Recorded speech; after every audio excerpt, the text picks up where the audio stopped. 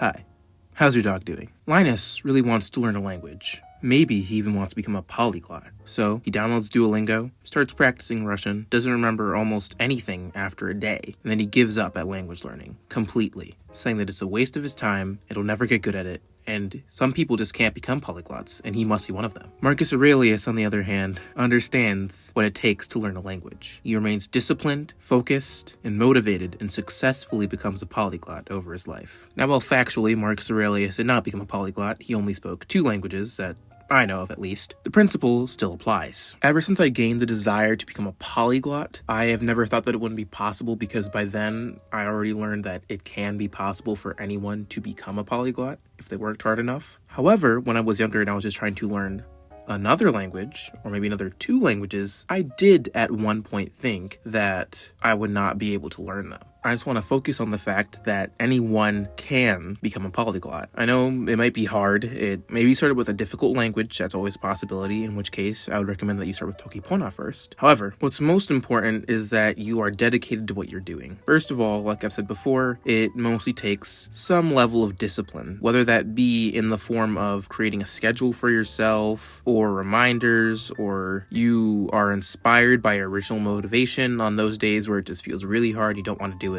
Discipline can come in many forms, but what's most important about discipline is that you're still doing the thing, you're still performing the habit, you're still doing what needs to be done despite not wanting to. Because otherwise you can fall down that rabbit hole of just, some people could say, oh, it's too hard today, or I'm too tired today.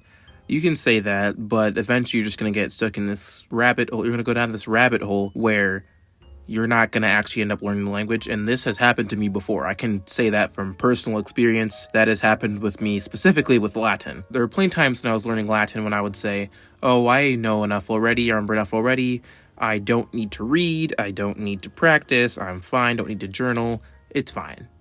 I'll be fine. Until I pretty much forgot everything, so then I had to kind of start halfway back through my journey. So it will definitely add time if you just do something like that and you don't actually get to working on it. As I mentioned in a previous video, sure, it might take a little while to learn a language, but the longer that you don't learn it, that's just more time when you could have been learning it, and it's going to come eventually either way. I definitely think that maybe part of why people have kind of lost this, not even just discipline, but also sometimes even the motivation to become a polyglot or to learn languages, is because we have so many other people around who are polyglots or at least multilingual. We look at them and we think, oh, they must be gods or something. Oh, they must have some innate ability, when they don't. They're not. I mean, some of them can definitely be unique individuals. They might have very good memories. They might be able to learn things quickly. That can definitely be a factor, but that will never be the sole factor between someone who can learn multiple languages and can become a polyglot and someone who cannot. To be quite honest, I'd say unless you have an IQ of 1, I feel like it's pretty possible for you to learn another language. And no, I am not exaggerating when I say an IQ of 1.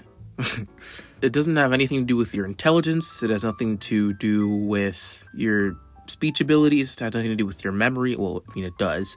But eventually, even if you had, it's even possible that if you had some kind of memory disability where you maybe short-term memory loss, something like that, if you did it enough, you'd still be able to learn a language. If someone who is unable to remember what your name was after just meeting you can still learn a language, I think you can as well.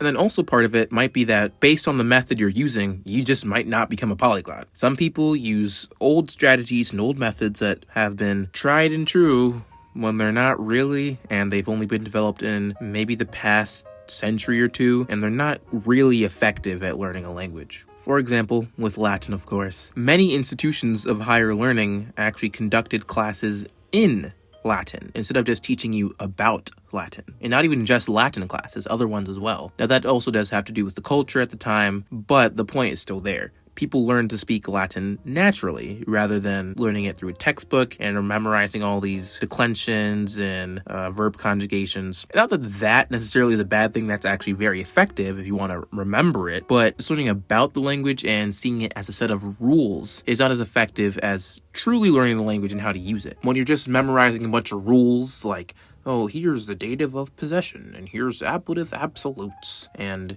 here's how you use the subjunctive in a way similar to the jussive mood, or something like that. That's not an effective way to actually learn it. What's more useful, again, you don't need to actually know what I'm talking about here. Instead of thinking, oh, this is a jussive use of the subjunctive mood in Latin, or, oh, this is the ablative absolute.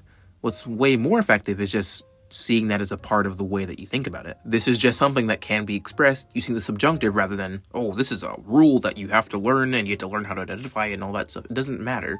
What's important is that you understand what's going on and that you can also replicate it, of course. So what I would recommend in order to actually become a polyglot or at least multilingual is to develop the discipline, motivation, and acquire the right methods to learn effectively. Well, how would you do that? As I said in many other videos, I've gone a little more in depth with, but I'll just mention them all here. The first one is a habit tracker where you just write down the habit, have a checkbox for all the days in the month, and check it off even if you've done the bare minimum. If you've learned one word, you're checking it off because it's about building a habit rather than doing the full thing. We can work on it eventually and build it up later. What you need to do right now is just build the habit. Next is meditation, if you can, because that builds focus and presence and clarity when you actually need to do the work. Again, second is sleep. Sometimes you don't actually need 8 hours of sleep. Some people don't need 8 hours of sleep. Plenty of people actually don't. Go for it unless you actually have been told that biologically speaking, you don't need 8 hours of sleep. Like there are very few people who need like 5 hours, but I recommend to most people to get 7 hours of sleep. That would be pretty normal range. Again, I've mentioned the Sleep Cycle app. That's a very good one to track data on your sleep, like how well you slept, your sleep efficiency, and it's even certain conditions that you sleep best in. For example, when I've tracked it, it shows that I sleep worse when it's snowing, but I sleep best after having gone outside and seeing the sun, which makes perfect sense. Next would be nutrition. If you can eat more, I think we all know what nutritious foods would look like, a variety of fruits and vegetables, and meat, if you eat meat. Actually fish, if you eat fish as well, fish is very good for you. And make sure you get a lot of protein in because that's also very good for focusing.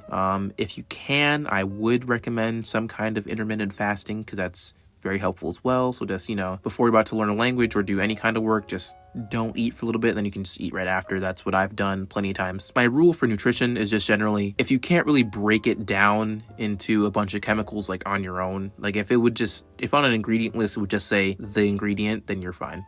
First off, for methods, use the natural method, which I was kind of talking about earlier, which is learning it naturally and to use the language in a more natural way rather than just learning it as a bunch of rules. That's definitely the best method for learning any language. Next, if you can, try to cultivate a practice of getting into a flow state, which can also be called being in the zone. And that's where you're really focused, everything's kind of flows naturally and it's just kind of second nature. Things will even go by really quickly when you're in a flow state. So that's also very nice.